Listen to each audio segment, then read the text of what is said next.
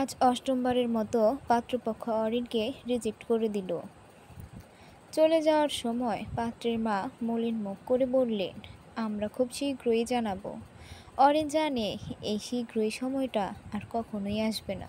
অরিনের মা হালিমা হাল ছেড়ে দিয়ে বললেন, আর সম্ভব না, মেয়েকে ঘরের খুঁটি বানিয়েই রাখতে হবে। অরিনের কান্না পেয়ে গেল অজান্তে। মা এভাবে কেন বললেন? অরিনের বয়সটাই বা কি? মাত্র 20-এ পা রেখেছে। এই বয়সেই তো বিয়ের জন্য শেষ সীমা নয়। আর যে পাত্র কেবল গায়ের রং দেখে পাত্রে রিজেক্ট করে চলে যায়, তাদের অরিন মানুষ বলেই মনে করে না। প্রত্যেকবার পাত্রপক্ষ চলে যাওয়ার পর বাড়িতে শোক দিবস হয়, মা হতাশ মুখে বসে থাকেন। কেউ যেন মারা গেছে। আজও তাই হলো। তবে আজকে নতুন যেটা যোগ হয়েছে, মা একটু পর পর মুখে আঁচল চেপে কাঁদছে। এত কষ্ট তার।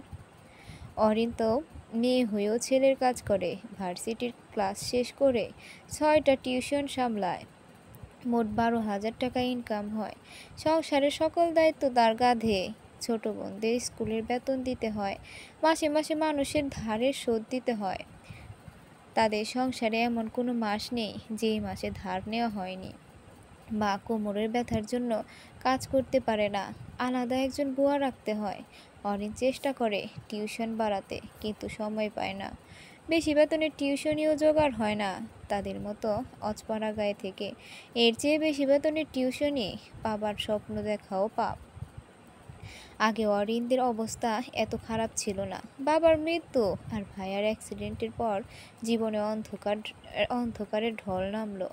মা অনেকদিন কোনো কথা বলতে পারলেন না, বিছানায় পড়ে রইলেন। সুস্থ সবল যুবক ছেলে হারানোর শোক সহজে কাটানো যায় না। অরিন ভার্সিটি যাওয়ার সময় তারিন আর জেরিনকে স্কুলে ড্রপ করে যায়। আজও তাই করলো। তারিন জেরিন ক্লাস 2-এ পড়ে, দুজন যমজ। অরিনের গায়ের রং কালো হলেও এই দুই বোন ফর্সা হয়েছে। অরিন এই ভেবে স্বস্তির নিঃশ্বাস ছাড়ে যে ওদের বিয়ে দিতে মায়ের কোনো অসুবিধা হবে না। স্কুলের গলি পার হওয়ার সময় চায়ের দোকান থেকে হাসাদ ভাই ডাকলেন, এই যে অরিন, শুনে যাও। অরিনকে অনিচ্ছায় থামতে হলো। হাসাদ ভাই মানুষটা ভালো, কিন্তু ইদানিং তিনি অরিনের দিকে অন্যরকম নজরে তাকাচ্ছেন। রাস্তায় দেখা হলেই অকারণে দাঁড় করিয়ে কথা বলেন, লাজুক ভঙ্গিতে হাসবেন। অরিনের ভীষণ অস্বস্তি লাগে। এই মানুষটিকে সে পছন্দ করে না, কিন্তু এই কথা মুখের উপর বলাও যায় না। মা একবার অনেক অসুস্থ হয়ে পড়ায় অরিন হাসাদের থেকে 26,000 টাকা ধার নিয়েছিল। মাকে হসপিটালে ভর্তি করানোর জরুরি ছিল। সেই টাকা শোধ দিতে পারলেই হাসাদ ভাইয়ের সাথে কথা বলা বন্ধ করা সম্ভব। কিন্তু এত টাকার শোধ অরিন কোথা থেকে দেবে? তাই যতদিন টাকার ব্যবস্থা না হচ্ছে, হাসাদ ভাইয়ের সঙ্গে খারাপ ব্যবহার করা যাচ্ছে না। অরিন হাসি মুখে ঘুরে তাকালো। কি ব্যাপার হাসাদ ভাই, যাচ্ছ কই? এই তো ভার্সিটি যাচ্ছি। ও আচ্ছা, চলো আমি রিক্সা ডেকে দিই। রিক্সা লাগবে না, আমি হেঁটে যাব। এত দূর হেঁটে যাবে? বলো কি, পা ব্যথা করবে তো? প্রতিদিন হেঁটেই যাই, আমার অভ্যাস আছে, তাই সমস্যা হবে না। হাসাদ গম্ভীর মুখে কিছু একটা চিন্তা করে বলল, আমি ভাবছি খুব শীঘ্রই একটা বাইক কিনবো। এরপর তোমাকে আর কষ্ট করতে হবে না, রোজ বাইকে করে ভার্সিটিতে যেতে পারবে। অরিনের গা জ্বলে উঠল, কিন্তু সে শুধু হাসলো, কোনো জবাব দিতে পারল না। দারিদ্রতা মানুষকে মাঝে মাঝে বোবা বানিয়ে দেয়। ক্যান্টিনে বসে শুকনো রুটি চিনি দিয়ে খাচ্ছিল অরিন। দূর থেকে সেই দৃশ্য দেখে ইলমির মতো মায়া হলো, এত মায়া হলো। দুটো ফ্রাইড রাইস অর্ডার করে দিয়ে সে অরিনের সাথে বসলো। অরিনের হাত থেকে খাবার কেড়ে নিয়ে নিজে খেতে লাগলো। দেখি তো কি এনেছিস? অরিন আড়ষ্ট কণ্ঠে বলল, তেমন স্পেশাল কিছু না, রুটি আর চিনি। সকালে মা অসুস্থ ছিল, তাই রান্না করতে পারিনি। রাতের বেঁচে যাওয়া রুটি নিয়ে আসতে হয়েছে। খুব মজা। এর মেয়ে কত স্বাচ্ছন্দ্যে খাচ্ছে। অরিনের মন ক্রমশ খারাপ হতে লাগলো। চূড়ান্ত মন খারাপ হলো যখন দেখলো ইলমি তার জন্য ফ্রাইড রাইস অর্ডার করেছে। অরিন সাথে সাথে বলল, আমার খিদে নেই, একটা থাপ্পড় দেব। তোকে ছাড়া একা একা কিছু খেয়েছি কখনো? অরিনের কেঁদে ফেলতে মন চাইল। সবসময় ইলমি কেন তার জন্য করবে? সে তো ইলমির জন্য আজ পর্যন্ত কিছুই করতে পারেনি। নিজের বাড়িতে এনে ইলমিকে ভালো মন্দ কিছু খাওয়াতেও পারেনি। প্রথমে যেদিন ইলমি তাদের বাড়িতে গেল, মেনুতে তখন ছিল কেবল ডাল আর শুটকির ভর্তা। ইলমি ঝাল খেতে পারে না, আবার এত বড় ঘরের মেহমানকে শুধু ডাল খেতে দেওয়া যায় না। অরিন কোনো মতে একটা ডিমের ব্যবস্থা করলো। মাসের শেষ তখন, হাতে কানাকড়িও নেই। রাসেল ভাইয়ের দোকান থেকে ডিম একটা বাকি আনা হলো। সেই ডিম ইলমি খাওয়ার সময় অসহায় চোখে তাকিয়েছিল তারিন আর জেরিন। কতদিন তারা ডিম খায় না। তারিন রোজই ডিম খাওয়ার বায়না করে। ইলমি নিজের ডিমটুকু 3 ভাগ করে জেরিন আর তারিনকে দিয়ে খেলো। অরিনের এই দিক দিয়ে নিজেকে সৌভাগ্যবতী মনে হয়। ইলমির মতো বন্ধু পাওয়া ভাগ্যের ব্যাপার। ইলহান আবার মনে করার চেষ্টা করলো মেয়েটার গায়ের রং কালো ছিল, কিন্তু শাড়ির রং ছিল সাদা, ধবধবে সাদা।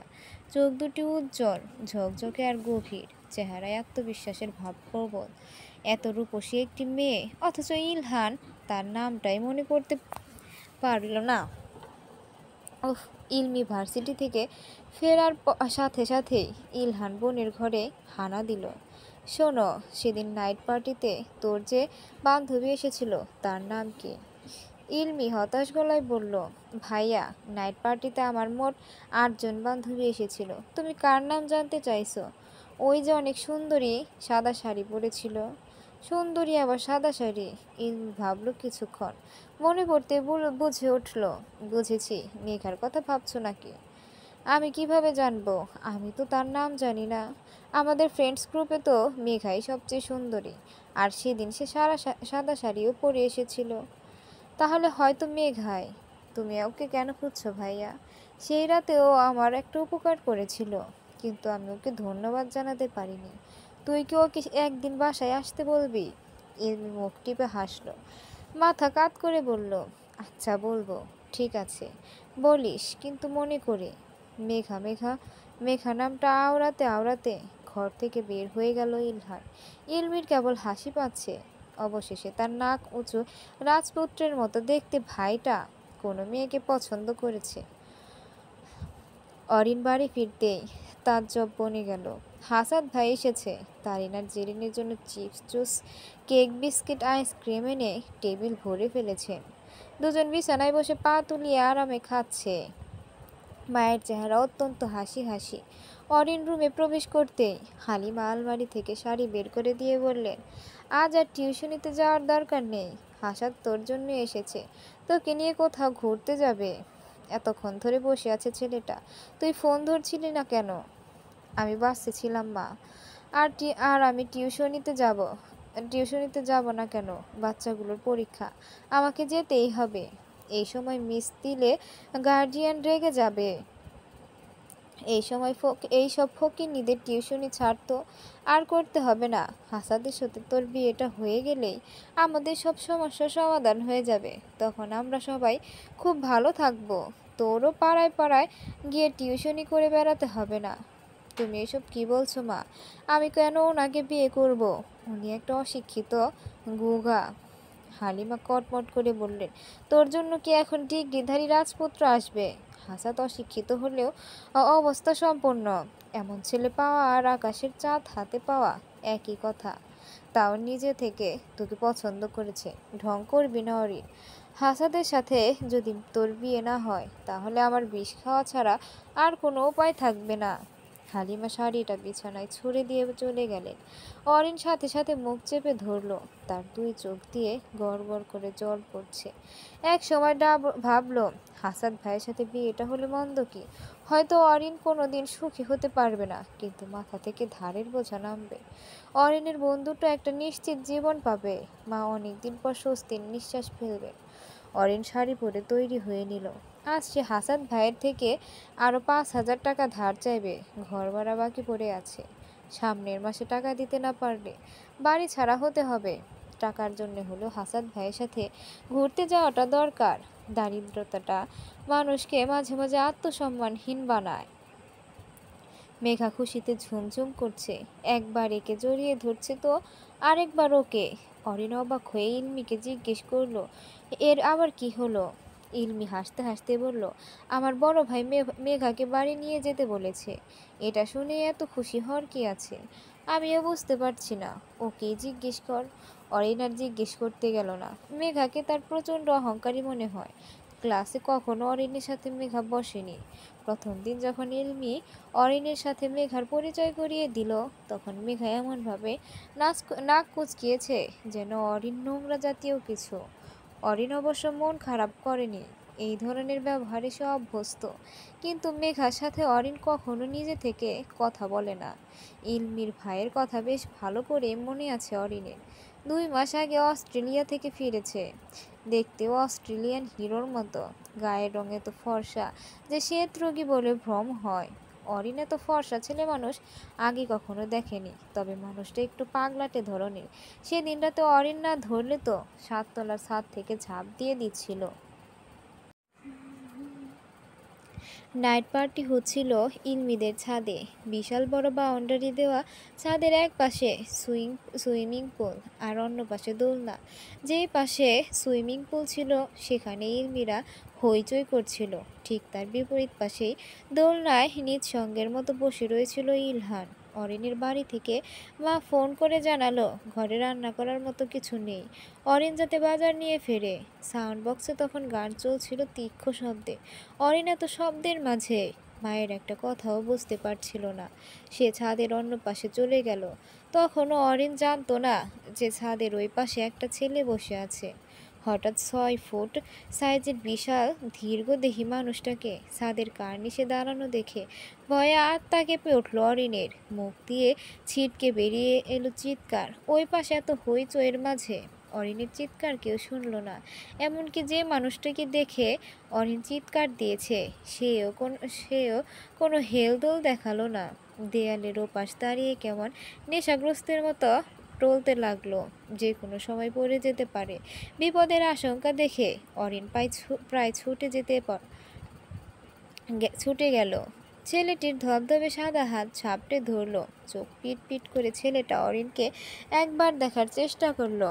তার আগেই অরিন শরীরের সর্বশক্তি দিয়ে তাকে নিজের দিকে টেনে আনলো। ইলহানের নিয়ন্ত্রণহীন বিশাল দেহটা তুমুল বেগে এসে অরিনের ছোট্ট শরীরের উপর পড়ে গেল। একটা গাঢ় শব্দ হলো। অরিন কয়েক মুহূর্ত মুখে অন্ধকার দেখতে পেল। 2 পায়ে তীক্ষ্ণ ব্যথা অনুভব করলো। নিঃশ্বাস বন্ধ হয়ে আসতে চাইছিল। ছেলেটি অরিনের গা থেকে উঠে বসতে অরিন নিঃশ্বাস নিতে পারল। আপনি কি সুইসাইড করতে যাচ্ছিলেন? বিচলিত ভঙ্গিতে প্রশ্নটা ছুড়ে দিয়ে অরিন হাঁপাতে লাগলো। অনেক কষ্টে উঠে বসতে পেরেছে সে, কিন্তু দাঁড়াতে পারবে কিনা এই ব্যাপারে নিশ্চিত হতে পারল না। পায়ে প্রচণ্ড ব্যথা করছে। ছেলেটার ওজন মারাত্মক। ইলহান মাথা নিচু করে চুপচাপ বসে আছে। অরিন আবার বলল, দেয়ালের উপর উঠে দাঁড়িয়েছিলেন কেন? যদি পড়ে যেতেন। পড়ে যাওয়ার জন্যই তো উঠে দাঁড়িয়েছিলাম। মাঝখান থেকে আপনি চলে এলেন। কেন এলেন? মানুষটার কণ্ঠস্বর কেমন জড়ালো। চোখ ভালো মতো মেলতে পারছে না। আধ ভেজা হয়ে আছে। অরিনের বুঝতে বাকি নেই যে মানুষটা এখন নেশাগ্রস্ত। আপনি কি অ্যালকোহলিক? কিছুটা। সুইসাইড করার জন্যই কি নেশা করেছেন? ঠিক ধরেছেন। কিন্তু কেন? আপনি সুইসাইড কেন করতে চান? আপনার জীবনটা তো অনেক সুন্দর। এত সুন্দর জীবন রেখে কেন পাগলের মতো মরতে চায়? কোন পাগলে মরতে চায় বলুন তো? ইলহান হাসল। তাচ্ছিল্যপূর্ণ হাসি। কে বলেছে আমার জীবন সুন্দর? কেউ বলেনি। কিন্তু আমার মনে হয় আপনি পৃথিবীর সুখী মানুষদের মধ্যেই একজন, যার এত বড় বাড়ি আছে, এত সুন্দর বাড়ির ছাদ আছে, যে ইচ্ছে করলেই মাথা উঁচু করে আকাশ দেখতে পারে, ঠান্ডা রুমে ঘুমাতে পারে, বাবা মা বোনদের নিয়ে দেশ বিদেশে ঘুরতে যেতে পারে। তার আবার কষ্ট কিসের? ইলহান শব্দ করে হেসে বলল। ভরাট কণ্ঠের হাসির ছন্দটা বাজতে লাগলো দেয়ালে দেয়ালে। অরিন অবাক হয়ে তাকালো। হাসছেন কেন? আমি কি ভুল বলেছি? আপনার কি ধারণা কেবল টাকা পয়সা, দেশ বিদেশে ঘুরে বেড়ানো, আকাশ দেখা, পরিবার, এসবের মধ্যে সুখ নিহিত। সুখ আসলে কিসের মাঝে নিহিত তা আমরা কেউ জানি না। তবে যখন আমরা সুখে থাকি তখন সেই সুখের মর্ম বুঝি না। সুখ নির্ভর করে আমাদের সন্তুষ্টির উপর, কিন্তু সমস্যা হলো আমরা কখনো সন্তুষ্ট হই না, তাই সুখ আমাদের কাছে ধরা দেয় না। ভালোই বলেছেন, কিন্তু আমার জীবনে সন্তুষ্ট হওয়ার কোনো ঘটনা আজ পর্যন্ত ঘটেনি। ইলহানের কণ্ঠস্বর বেশ তীক্ষ্ণ। অরিন সাহসে বলল, এই কথা আপনি কিভাবে বললেন? সবার জীবনে দুঃখের পাশাপাশি খুশির ব্যাপারটাও ঘটে। আপনার জীবনে কি কখনো দুঃখের ব্যাপারটা ঘটেনি? ও, হঠাৎ করে দমকা বাতাসে অরিনের শাড়ির আঁচল উড়তে লাগলো।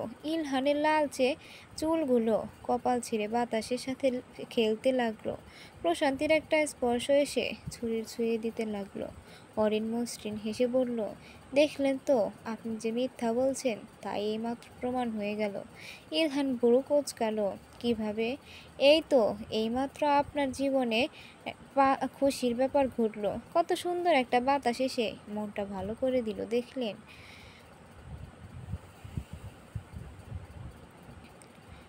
আরও খুশির ব্যাপার ঘটবে যদি আজ বৃষ্টি হয়। বৃষ্টি বাতাসের সাথে খুশির কি আছে? সম্পর্ক আছে। যখন যখন বৃষ্টি হয় প্রকৃতিতে একটা উৎসবের আমেজ তৈরি হয়। খিলখিল করে হাসতে থাকে আকাশ আর মাটি। তাদের হাসিতে ঝনঝন শব্দ তৈরি হয়। পরিবেশ শীতল হয়ে যায়, স্নিগ্ধ একটা আভা ছড়িয়ে পড়ে।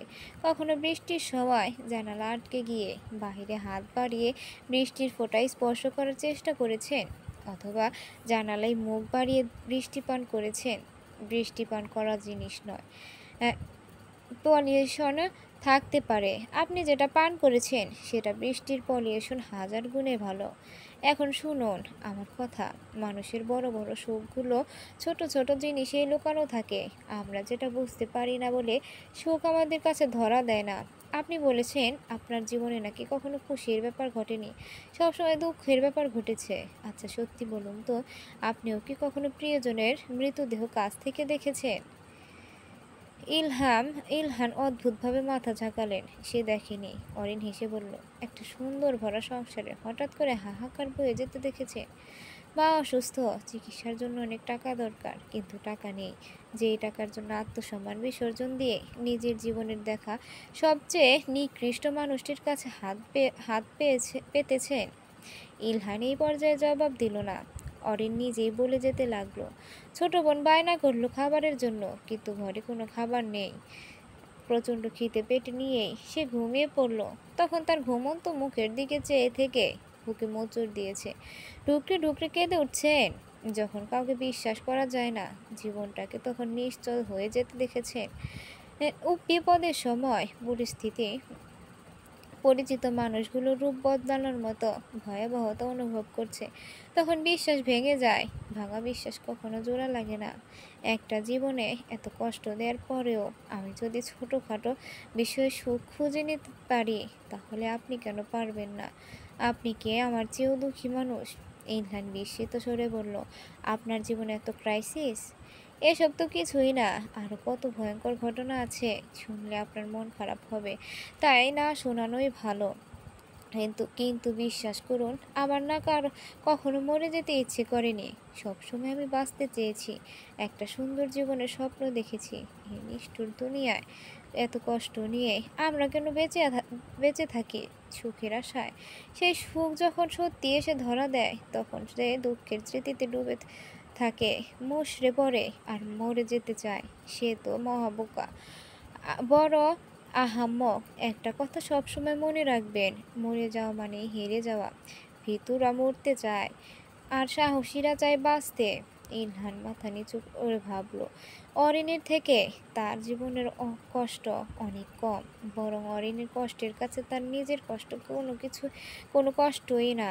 এইভাবে নেশার ঘোরে মরে যাওয়ার সিদ্ধান্ত নেওয়া ভুল হয়েছে, অনেক বড় ভুল। ভাগ্যিস মেয়েটা এসেছিল, নয়তো ইলহান বুঝতে কি করে যে সে কত বড় ভুল করতে যাচ্ছিল। হঠাৎ ঝমঝমিয়ে বৃষ্টি নামলো। বহুদিন পর বৃষ্টিতে গা ভেজালো ইলহান দুহাত প্রসারিত করে মেলে দিল। চোখ বন্ধ করে বৃষ্টির শীতলতা অনুভব করলো। আসলেই তো ভীষণ সুখ। মনে হচ্ছে যেন বৃষ্টি নয়, আকাশ থেকে সুখ বর্ষণ হচ্ছে। অরিন লাফঝাপ শুরু করলো। তার চাঞ্চলতা দেখে ইলহানের মন ভরে উঠল। সামান্য বৃষ্টি মানুষের মনে এত আনন্দ এনে দিতে পারে। চঞ্চলতা সিন্ধা উজ্জ্বল হাসির মেয়েটিকে ইলহান বিভোর হয়ে দেখছিল। ছাদে তখন কেবল তারা দুজন, বাকিরা বৃষ্টি দেখেই কবেই নিচে নেমে গেছে। অরিনের কথা তাদের খেয়ালও নেই। অরিন মুখে লেপ্টে থাকা চুলগুলো দুই হাতে সরিয়ে দিচ্ছিল। চোখ বন্ধ করে বৃষ্টির ফোঁটায় চেহারা ভিজাচ্ছিল। প্রতিটা দৃশ্য ইলহানের হৃদয়কে খঞ্জরের মতো ধারালো আঘাতে ক্ষতবিক্ষত করে দিচ্ছিল। ইলহানের মনে হলো এরকম ক্ষতবিক্ষত সে 1000 বছর ধরে হতে পারবে। আফসোস হলো ভীষণ। ইচ্ছে করলো হাত দিয়ে অরিনের গাল ছুঁয়ে দিতে। হঠাৎ বজ্রপাতের শব্দে আর ঘোর কাটলো দুজনের। অরিন তাড়াহুড়ো করে পড়ল, আল্লাহ, আমাকে তো বাড়ি যেতে হবে। রাত 10টা বেজে গেছে। অনেক উপদেশ দিলাম, আপনি প্লিজ আর কখনো সুইসাইড করতে যাবেন না। এটা খুব খারাপ জিনিস। মনে থাকবে? ইলহান মনে মনে বলল, সবসময় মনে থাকবে। অরিন ইলহানের উত্তরের অপেক্ষা না করে ছাদ থেকে দৌড়ে বেরিয়ে গেল। কিন্তু ইলহান দাঁড়িয়ে রইল অনেকক্ষণ ধরে। বৃষ্টিতে ভিজল, তার সর্দি লেগে গেল। পরদিন সকালে জ্বর এসে টনসিল ফুলে গেল। মা কেঁদে কেটে ঘরে ডাক্তার ডেকে এনে একটা হুলস্থুল কাণ্ড বাঁধালেন। মেঘার ঠোঁট থেকে মেঘার ঠোঁট থেকে যেন হাসি নামছেই না। চোখ বড় করে মাথা দুলিয়ে দুলিয়ে খুব আগ্রহ নিয়ে এসে বান্ধবীদের সাথে ইল ইলমিদের বাড়ির নাইট পার্টির গল্প করছে। তবে মেঘার গল্পের প্রধান হিরো যে ইলহান, সেটা তার মুখ দেখেই বোঝা যাচ্ছে। তার চেহারায় তুমুল একটা উল্লাসী ভাব ঝিকমিক করছে, চোখের দৃষ্টি চকচক করছে। জানিস, ইলমির ভাই অস্ট্রেলিয়া থেকে হায়ার স্টাডিজ কমপ্লিট করে এসেছে। দেখতে রাজপুত্রের চেয়েও কম না। ইলমি যতটা সুন্দর, তার চেয়েও 10 গুণ বেশি সুন্দর তার ভাই। এত সুন্দর একটা মানুষ যে কিভাবে হয়, প্রথম দেখাতেই আমি পুরো ফিদা হয়ে গেছি। আমার মনে হয় যে কোনো সাধারণ মেয়ে তাকে দেখা মাত্রই ফিদা হয়ে যাবে। আমার তো এখনো বুকের মধ্যে ধপ ধপ করছে।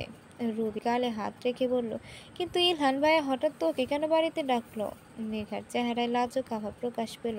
সেটা আমি কিভাবে বলবো? তবে সেদিন না উনি আমার দিকে বারবার লক্ষ্য রাখছিলেন। আমি খেয়াল করেছি, পার্টিতে এত মেয়ে, উনি সবাইকে অ্যাভয়েড করে শুধু আমার দিকেই কেন দেখবে বলো তো? আবার শুধু আমার সাথেই কথা বলেছেন, অন্য কারোর সাথে বলিনি। এমন কেন করবে বল? আরশি মজার ছড়ায় বলে উঠল, এবার তোকে ডেকেছে কি জন্য? টোপস করবে নাকি? দেখি সাবর। মেঘা মুখে 2 হাত চেপে বলল, তাহলে আমি তার সাথে সাথে হার্ট অ্যাটাক করব? এমন কথা তোরা বলিসই না প্লিজ। আমার হার্টবিট স্টপ হয়ে যাচ্ছে। হো হো করে হেসে উঠল সবাই। মেঘা অসহায় মুখে বলল, ধ্যাত, হাসছিস কেন তোরা? অরিন দীর্ঘশ্বাস ছাড়ল। মেঘা এখানে বসেই একদমে অনেকগুলো মিথ্যা কথা বলে ফেলেছে। মানুষ এত মিথ্যা কি মজা পায়? ইলহান ভাই মেঘার দিকে একবারও তাকায়নি। তিনি তো মেয়েদের সাইডেও আসেননি। পার্টি হয়েছিল ইলমিদের বাড়ির ছাদে। ইলহান সেখানে বসেছিল, সেটা একদম ছাদের বিপরীত পাশে। তিনি সারাক্ষণ একা একাই ছিলেন, একবারের জন্য মেয়েদের মাঝে আসেনি। শুধু ইলমি যখন সবাইকে পরিচয় করাতে নিয়ে গেল, তখন তিনি একবার মেঘার দিকে তাকিয়ে বলেছিলেন, হ্যালো। ওইটুকু ব্যাপারটাকেই মেঘা ঘুরিয়ে ঘুরিয়ে এমনভাবে বলছে কেন? এতে কি মজা পাচ্ছে সে?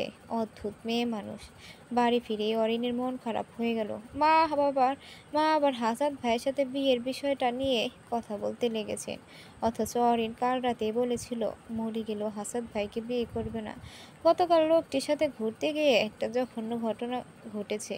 রিকশায় ওঠার পর বারবার কাঁধে কোমরে হাত দিচ্ছিল হাসান ভাই। রিকশাওয়ালাকে বলল হুড তুলে দিতে।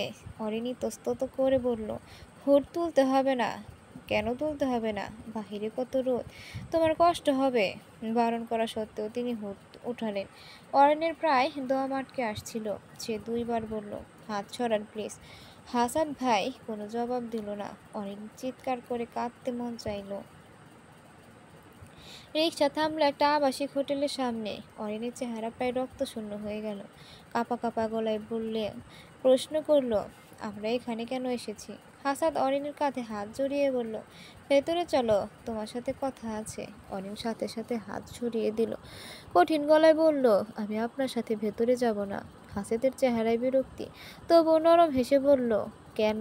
আহা চলো না। তুমি না 5,000 টাকার কথা বলেছিলে, দেখি ব্যবস্থা করতে পারি কিনা। আসো।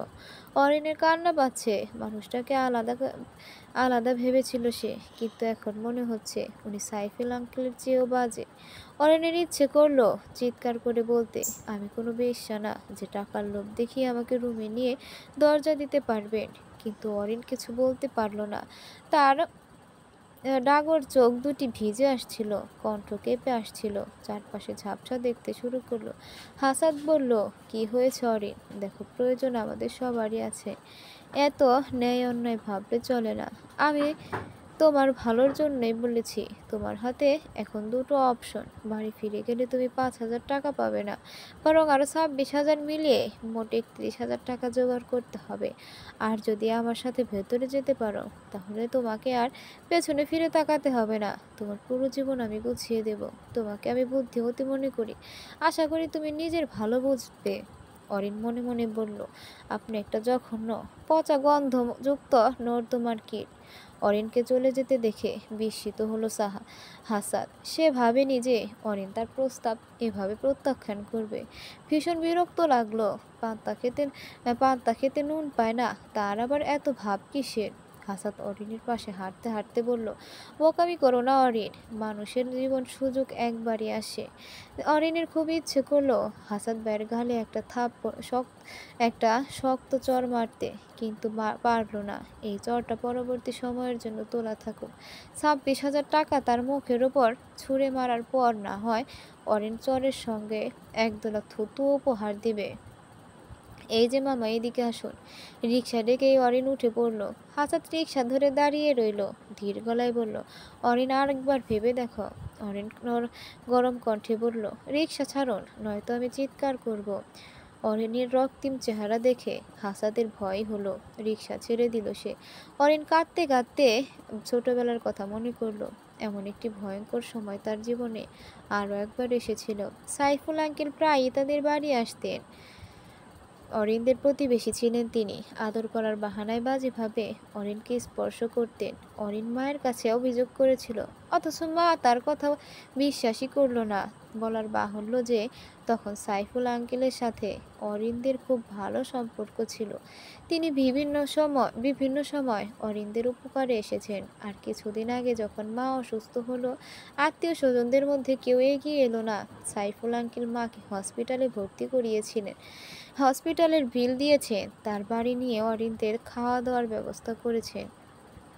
যেই লোকটিকে ছোটবেলা থেকে অরিন ঘৃণা করে এসেছে, নিরুপায় হয়ে তারই সাহায্য হাত পেতে গ্রহণ করতে হয়েছে। এর চেয়ে বাজে অনুভূতি কারো জীবনে আর কি হতে পারে? অরিন বাড়ি ফিরে এলো। হালিমা অরিনকে দেখে ভ্রু কুঁচকে বললেন, কি রে, এত তাড়াতাড়ি চলে এলি যে? অরিন জবাব না দিয়ে নিজের রুমে ঢুকে গেল। হালিমা পেছন পেছন এলেন। আগ্রহপূর্বক কণ্ঠে বললেন, বিয়ের ব্যাপারে কোনো কথা হলো? কি বলল হাসাদ? অরিন রাগী স্বরে বলল, মা, তুমি আর কখনোই আমাকে হাসাদ ভাইয়ের ব্যাপারে জিজ্ঞেস করবে না। আমি মরে গেলেও তাকে বিয়ে করব না। অরিন দরজা আটকে কাঁদতে বসলো। হালিমা সেই কান্নার আওয়াজ শুনলেন না। রাগে গজগজ শুরু করলেন, যেন অরিন ভীষণ অপরাধ করে ফেলেছে। অরিন আলমারি খুলে দুটো ভারী স্বর্ণের দুল বের করলো। জীবনে কত বড় ঝড় ঝঞ্ঝা গেছে, কিন্তু কখনো এগুলোর হাত দেওয়ার সাহস পায়নি। বাবা এই দুলগুলো বানিয়ে রেখেছিলেন অরিনের বিয়ের জন্য। আজ অরিন সিদ্ধান্ত নিয়েছে এগুলো বিক্রি করে দেবে। হাসাদ ভাইয়ের 26,000 টাকা শোধ না দেওয়া পর্যন্ত তার গায়ের রক্ত ঠান্ডা হবে না। ইলহান আয়নায় দাঁড়িয়ে চুলটা আবার গুছিয়ে নিল। তাকে দেখতে ভালো লাগছে তো? হ্যাঁ, নাকি একটু সেভ করবে? ইলমিকে জিজ্ঞেস করলে হয়। ইলমির রুমের দরজায় টোকা দিতে এসে বলল, কে? ভাইয়া নাকি? বুঝলি কিভাবে? ইলমি হাসলো। আজকা ভাইয়া কম হলেও 10 বার তার রুমে এসেছে, শুধু মেঘা কখন আসবে এটা জিজ্ঞেস করার জন্য। এত এত আগ্রহের পেছনের রহস্য বুঝতে ইলমির অসুবিধা হচ্ছে না, তার বেশ ভালোই লাগছে। অবশেষে ভাইয়ার কোনো একটা মেয়েকে তো পছন্দ হলো, কিন্তু মাঝে মাঝে ইলমির মনে হয় ভাইয়ার পছন্দ করা মেয়েটা মেঘা না হলেই ভালো হতো। মেঘাকে ইলমের তেমন একটা পছন্দ নয়, কিন্তু কি করার, ভাইয়া যেহেতু পছন্দ করেছে তাই ইলমিকেও মেনে নিতে হবে। ইলহান আয়নার দিকে চেয়ে বিভ্রান্তি স্বরে বলল, আচ্ছা ইলমি, আমার দাড়িটা সেভ করা উচিত? দাড়ি? হঠাৎ দাড়ি সেভ করবে কেন? ইলহান লাজুক মুখে বলল, না, এমনি বলছিলাম, তোমাকে দাড়িতেই বেশি সুন্দর লাগে ভাইয়া। ও আচ্ছা। যদিও ইলহান জিজ্ঞেস করেনি, তবু ইলমি বলল, মেঘারা ঠিক বিকাল 5টায় আসবে। 5টা বাজতে আর মাত্র 33 মিনিট বাকি। ইমরানের সাদা চেহারায় গোলাপি আভা জমে উঠল। বিব্রত কণ্ঠে বলল, আমি কি তোকে জিজ্ঞেস করেছি?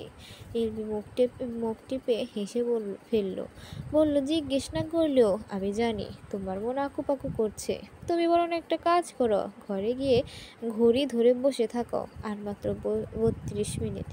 1 মিনিট অলরেডি চলে গেছে। ইলহানের খুব অস্বস্তি লাগছে, তবুও বলল, তুই কয়জনকে আসতে বলেছিস? 5 জন। একজনকে তো বলার কি দরকার ছিল? শুধু মেঘাকে বললেই হতো। তোমার চিন্তা শক্তি কি ভোঁতা হয়ে গেছে ভাইয়া?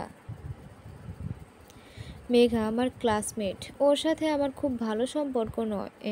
এখন হঠাৎ যদি ওকে একা বাসায় ইনভাইট করি তাহলে অন্যরা সন্দেহ করবে না? ও আচ্ছা ঠিক। ইলমি হাসি হাসি চেহারায় ভাইয়ের দিকে তাকিয়ে আছে। ইলহান বিরক্ত হয়ে উঠে চলে এলো। না জানি মনে মনে কি ভাবছে মেয়েটা। ইলহান তো শুধু মেঘাকে ধন্যবাদ দিতে চায়, তবে এটা ঠিক যে ধন্যবাদ দেওয়ার থেকেও ইলহানের মন ব্যাকুল হয়ে আছে তার স্নিগ্ধ মুখটা দেখার জন্য। মেঘারা এলো ঠিক সন্ধ্যা 6:30টায়। পুরো 1.5 ঘন্টা দেরি। এত দেরি হওয়ার কারণ মেঘার সাজগোজ। মেয়েটা ভয়ঙ্কর সাজ দিয়েছে সামান্য একটা কারণে। এমন বিয়ে বাড়ি মার্কা সাজ না দিলেও চলতো। ইলমি অবশ্য মেঘাকে কিছু বলল না, কিন্তু তার চূড়ান্ত বিরক্ত লাগছে। এখন একটা মেয়েকে তার বড় ভাই যে এমন একটা মেয়েকে তার বড় ভাই কেন যে পছন্দ করলো? ধুর।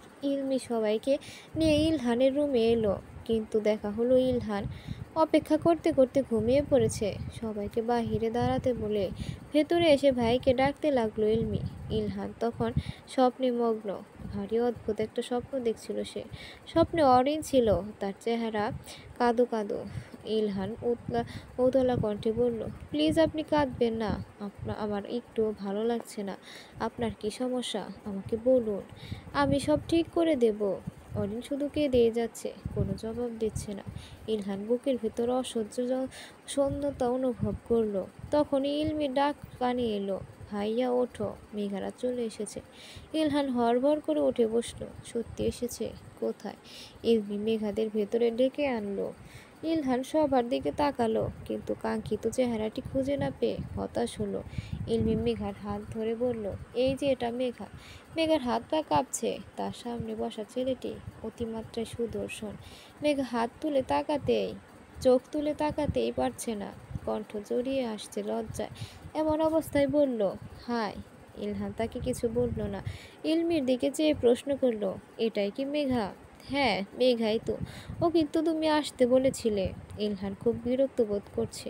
সবাইকে ঘর থেকে বের করে দিতে মন চাইছে, কিন্তু ভদ্রতার খাতিরে চুপ রইল। এর মধ্যে ইলমি বলল, তুই নাকি নাইট পার্টির দিনে ভাইয়ার কি একটা উপকার করেছিলি, সেজন্য ভাইয়া তোকে থ্যাঙ্কস জানাতে চায়। মেঘার মনে পড়ছে না সে কি উপকার করেছিল। ইলহান গম্ভীর মুখে বলল, হ্যাঁ, আপনাকে ধন্যবাদ, কিন্তু আপনি আমাকে ধন্যবাদ কেন দিচ্ছেন? আমি না কিছু বুঝতে পারছি না। মেঘার কণ্ঠে বিভ্রান্তি। ইলহান বলল, আমিও কিছু বুঝতে পারছি না। অরিনের বিয়ের ব্যবস্থা খুব দ্রুত করা হলো। হাসান ভাই হঠাৎ বাড়ি এসে বললেন তিনি অরিনকে বিয়ে করবেন, কাজে প্রস্তুত। ঘরোয়াভাবে যত দ্রুত সম্ভব বিয়ের আয়োজন শুরু হয়ে গেল। সবচেয়ে উৎসাহী ছিলেন হালিমা। পাশের বাড়ির নাজমা ভাবিও এসে হালিমার সাথে রান্না বান্নায় হাত লাগালেন। আজকের মধ্যে কাবিন হয়ে যাবে। নাজমার মেয়ে শিউলি এসে অরিনকে বউ সাজাতে হাসাদ ভাই অনেক টাকার জিনিস কিনে এনেছেন। অরিন মূর্তির মতো চুপচাপ বসে আছে, চোখের পলকটাও ফেলছে না। সে আজ অনুভূতি শূন্য। হাসাদ ভাই যখন বাড়িতে এলেন, অরিন তার সাথে একটা কথাও বলল না, দরজা দিয়ে বসে রইল। কিন্তু মা খুব চেঁচামেচি করছিল। অরিন দরজা খুলতেই বাধ্য হলো। তখন হাসাদ ভাই হুড়মুড় করে রুমে ঢুকে গেলেন। অরিনের পায়ে ধরে বললেন, মাফ করে দাও, আমি তোমাকে চিনতে ভুল করেছি অরিন। আর ভুল তো সব মানুষের হয়। আমি তো ফেরেশতা না। জানি তুমি আমার উপর অনেক রেগে আছো। তোমার রাগ ভাঙানোর জন্যই এত আয়োজন। আমি কিন্তু তোমার কাছে এখন কোনো অন্যায় আবদার করছি না। বিয়ে পবিত্র বন্ধন। আশা করি এতে তোমার কোনো আপত্তি থাকবে না। অরিন থমথমে মুখে বলল, আমি আপনাকে বিয়ে করব না হাসাদ ভাই। আপনি চলে যান। লজ্জা থাকলে আপনার এই কুকুরের মতো চেহারা নিয়ে আর কখনো আমার সামনে আসবেন না। কথাটি অরিন খুব উচ্চ স্বরে বলেছিল। মা শুনতে পেলেন রান্নাঘর থেকে। সাথে সাথেই তেড়ে এসে অরিনের গালে একটা কষিয়ে চড় মারলেন। অভদ্র মেয়ে, তোকে আমি এইভাবে মানুষকে অপমান করার শিক্ষা দিয়েছিলাম? হাসাদ বলল, থাক খালাম্মা, মাথা গরম করবেন না। অরিন না বুঝে বলেছে, আমি কিছু মনে করিনি। হালিমা নতুন নরম গলায় বললেন, আমার মেয়ের হয়ে আমি তোমার কাছে ক্ষমা চাইছি। অরিন বাথরুমে চলে গেল, কল ছেড়ে কাঁদতে বসলো। একটু পরেই হালিমা এসে তাদের আদেশ করলেন, দরজা খোল অরিন, শিউলি তোকে সাজাতে এসেছে। যদি তুই এই বিয়ে না করিস, তাহলে তারিন আর জেরিনকে নিয়ে আমি বিষ খেয়ে মরবো। আর কত জ্বালাবি আমাদের? তোর এই বিয়েটা যে কত জরুরি সেটা বুঝতে পারছিস না? নাকি আমাদের ভালোটাই তুই সহ্য করতে পারছিস না? অরিন দরজা খুলে কাঁদতে কাঁদতে বলল, তুমি জানো কেন আমি হাসাদ ভাইকে বিয়ে করতে চাই না? তিনি সেদিন আমাকে ঘুরতে যাওয়ার নাম করে আবাসিক হোটেলে নিয়ে গিয়েছিলেন। তাকে আমাকে জঘন্য প্রস্তাব দিয়েছিলেন। এরকম একটা অমানুষকে আমি বিয়ে করব? তুমি যদি বলো এত কিছুর পরও বিয়ে করতে হবে, তাহলে আমি তাই করব। হালিমা অবাক হয়ে চেয়ে রইলেন। একটু পর বললেন, তার উদ্দেশ্য খারাপ হলে সে নিশ্চয়ই তোকে বিয়ে করতে আসতো না। ভুল মানুষের হতেই পারে। কেউ নিজের ভুল বুঝতে পেরে ক্ষমা চাইলে তাকে ক্ষমা করা উচিত। মায়ের উত্তর অরিনকে স্তম্ভীভূত করে দিল। আর তর্কে জড়ানোর আগ্রহ পেল না সে। মমের পুতুলের মতো দুর্ভাগ্যকে মেনে নিল। হঠাৎ করে পুরো জগৎটাকে খুব নিষ্ঠুর মনে হচ্ছিল তার। যেখানে নিজের মেয়ের দুঃখ বুঝল না, সেখানে অন্য কাউকে এই দুঃখের কথা বোঝানো নিতান্তই হাস্যকর। বুকে পাথর চাপা দিয়ে অরিন বিয়ের জন্য তৈরি হচ্ছিল। শিউলি কাজল পরানোর সময় বলল, চোখের পানিটা মুছে নাও অরিন আপু, কাজল চোখে লাগছে না। অরিন আঙুলের ডগা দিয়ে চোখের জল মুছল। এমন সময় ইলমির ফোন এলো। অরিনের ইচ্ছে করছে না কারোর সাথে কথা বলতে। বারবার ফোনটা কেটে দিতে লাগলো সে। কিন্তু ইলমিও নাছোড়বান্দা, অনবরত ফোন করেই যাচ্ছে। অরিনের একবার মনে হলো ফোনটা বন্ধ করে রাখে, কিন্তু পারল না। ইলমির কল রিসিভ করলো। হ্যালো অরিন, তুই কোথায়? আমি তোর বাড়ির সামনে দাঁড়িয়ে আছি। অরিনের বুক ধক করে উঠল। এই রাতের বেলা ইলমি তার বাড়িতে কেন এলো? কি হয়েছে? তুই হঠাৎ করে এখানে এলি কেন? কেন আমি কি আসতে পারি না? অবশ্যই পারিস, কিন্তু এমন না বলে কয়ে তো তুই কখনো আসিস না। ভাগ্যিস না বলে এসেছিলাম, না হলে জানতেই পারতাম না যে তোর বিয়ে হয়ে যাচ্ছে। স্বার্থপর, আমাকে জানালি না কেন? সব কথা জানাতে ইচ্ছে করে না। অরিনের কণ্ঠে তীব্র হাহাকার। ইলমি কিছুক্ষণ চুপ থেকে বলল, আমার সাথে ভাইয়াও এসেছে। তুই একবার বাড়ির বাহিরের পেছনটার রাস্তায় আসতে পারবি? কি হয়েছে বলতো? আগে তুই আয়, তারপর বলবো। এখন মা আমাকে বাসা থেকে বের হতে দেবে না। বিয়েটা মিটে যাক, তারপর আস্তে ধীরে কথা হবে। তোরা ভেতরে এসে বস।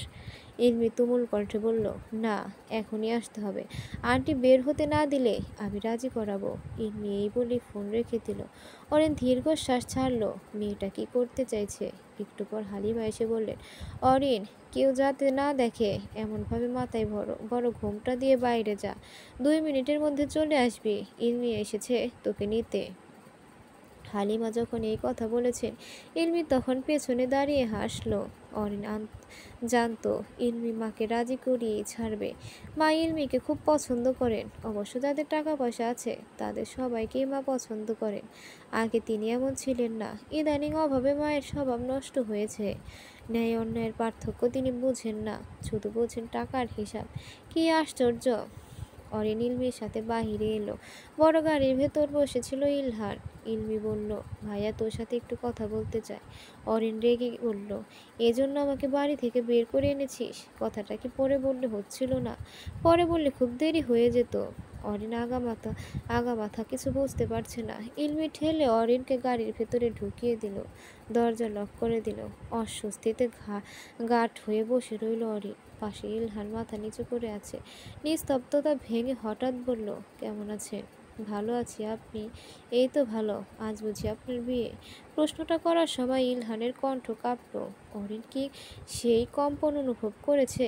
অরিন উত্তরে স্মিত হেসে বলল, জি। সেই হাসিতে বিষাদ মাখা। সেদিনের মতো প্রাণবন্ত স্নিগ্ধ হাসি কেন হাসছে না অরিন? ইলহান ইতস্তত করে বলল, সেদিনের জন্য আপনাকে ধন্যবাদ দিতে চেয়েছিলাম। এর কোনো প্রয়োজন নেই। আমি যেটা করেছি আমার সাধারণ দায়িত্ববোধ। এরপর শুধু নিস্তব্ধতা। কেউ কোনো শব্দ খুঁজে পাচ্ছে না। অরিন বিব্রত গলায় বলল, আপনি কি আর কিছু বলবেন? ইলহানের বুক ভর্তি দ্বিধা। অনুভূতির জোরে ভাসছে মন, কিন্তু বলার সাহস নেই। তবুও হঠাৎ বলল, আমি কি একবার আপনার হাতটা ধরতে পারি? অরিন ভ্রু কুঁচকালো। কিছুটা অবাক হলেও সুপ্রতিভ হেসে বলল, ঠিক আছে, ধরুন। ইলহান অরিনের হাত ধরল। তার চেহারায় তৃপ্তির হাসি জ্বলজ্বল করছে। ঘোর মাখা গলায় বলল, আপনি জিজ্ঞেস করেছিলেন আমার জীবনে খুশি হওয়ার মতো কোনো ব্যাপার কখনো ঘটেছে কিনা। তখন আমি জবাব দিতে পারিনি, কারণ মনে রাখার মতো কিছু খুঁজে পাইনি। কিন্তু আজ মনে হচ্ছে পেয়েছি। কি পেয়েছেন? এমন সময় ফোন বেজে উঠল। মায়ের নাম্বার। অরিন বিচলিত কণ্ঠে বলল, এই তো মা ফোন করেছে, আমাকে যেতে হবে। অরিন গাড়ি থেকে নামতে নিলেই ইলহান তার হাতটা আরো শক্ত করে চেপে ধরল। অরিন বিস্মিত গলায় বলল, কি ব্যাপার? ইলহান আকুল কণ্ঠে অনুরোধ করলো, আমার হাতটা আর কিছুক্ষণ ধরে থাকবেন প্লিজ। কতক্ষণ? বড় অধৈর্য কণ্ঠে জিজ্ঞেস করলো অরিন। ইলহান বিড়বিড় করে বলল, জানি না, হয়তো সারা জীবন। বাহিরে হঠাৎ বৃষ্টির তোলপাড় শুরু হলো। ঝমঝম শব্দ করে হাসছে আকাশ আর মাটি। পরিবেশ স্নিগ্ধতা ছড়িয়ে পড়েছে। অরিন ইলহামের হাতটা ধরে রেখেই জানালা দিয়ে বাহিরে তাকালো। মনে হলো বৃষ্টি নয়, আকাশ থেকে যেন শোক বর্ষণ হচ্ছে।